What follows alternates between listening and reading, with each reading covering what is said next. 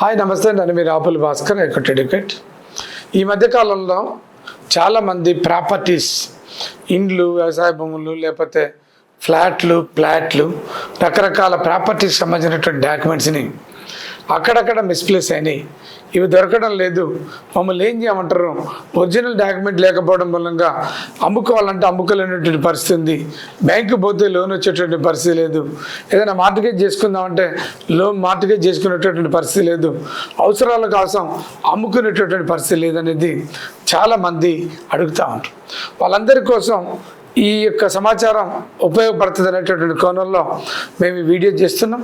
ముఖ్యంగా ఎవరైనా ఒక ప్రాపర్టీకి యజమానులు అయి ఉండి మీ డాక్యుమెంటు జిరాక్స్ సెంటర్ ప్రయాణం చేస్తున్నప్పుడు, ఇంట్లో మారుతున్నప్పుడు, లేదు ఇల్లు షిఫ్ట్ చేస్తున్నప్పుడు, లేదు ఇంట్లో ఏదైనా ఎక్కడైనా పడిపోయాం, లేదు ఎవరికైనా మనం జిరాక్స్ల కోసం పోయినప్పుడు, లేదు రకరకాల పనుల కోసం పోయినప్పుడు మన యొక్క డాక్యుమెంట్లు మిస్ప్లేస్ కావడం అనేది జరుగుతాం.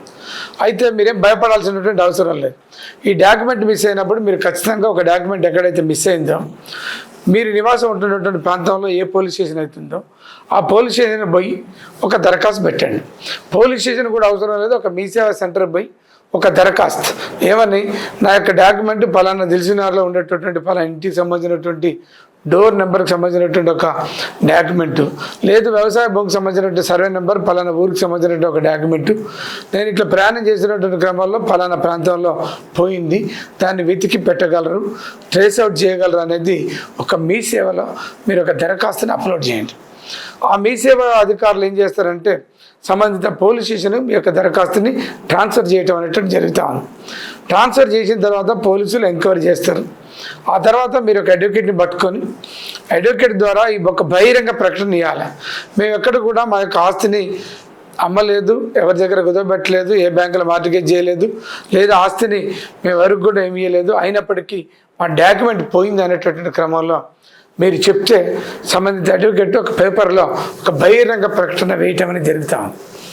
బహిరంగ ప్రకటన వేసిన తర్వాత వారం రోజుల కాలంలో ఎలాంటి అబ్జెక్షన్స్ రాకపోతే మనం పోలీస్ స్టేషన్కి పోతే పోలీసులు ఎంక్వైరీ చేసేసి ఏం చేస్తారంటే ఒక నాట్ ట్రేస్డ్ అవుట్ అంటే డాక్యుమెంట్ దొరకలేదు అని చెప్పేసి మనకు ఒక సర్టిఫికెట్ ఇస్తారు. ఆ సర్టిఫికెట్ని బేస్ చేసుకొని, లేదు ఎఫ్ఐఆర్ ఇస్తారు, ఎఫ్ఐఆర్ బేస్ చేసుకొని, లేదా అడ్వకేట్ ఇచ్చినటువంటి ఒక బహిరంగ ప్రకటనకు సంబంధించినటువంటి దాన్ని చేసుకొని వీటిని కలుపుకొని తిరిగి మీరు సబ్ రిజిస్ట్రార్ ఆఫీస్కి పోండి. సబ్ రిజిస్ట్రార్ ఆఫీసులో కూడా ఒక సర్టిఫికేట్ కాపీ దరఖాస్తు అప్లై చేయాలి. దరఖాస్తు తీసుకొని సర్టిఫికేట్ కాపీ, పోలీసులు ఇచ్చినటువంటి సర్టిఫికేట్, బహిరంగ ప్రకటన మూడింటిని కలిపి జత చేసి మీరు సబ్ రిజిస్ట్రార్ కాక దరఖాస్తు పెడితే ఒక ఒరిజినల్ డాక్యుమెంట్లు ఎట్లయితే ఉంటాయో అదే పద్ధతులలో ఒక డాక్యుమెంట్ని తయారు చేసి ఒక సీసీ కాపీ అంటే ముద్రలు వేసి ఇవ్వకుండా ఫ్రెష్గా ఒక డాక్యుమెంట్ని తయారు చేసి ఇచ్చేటటువంటి ఒక అవకాశం ఉంది.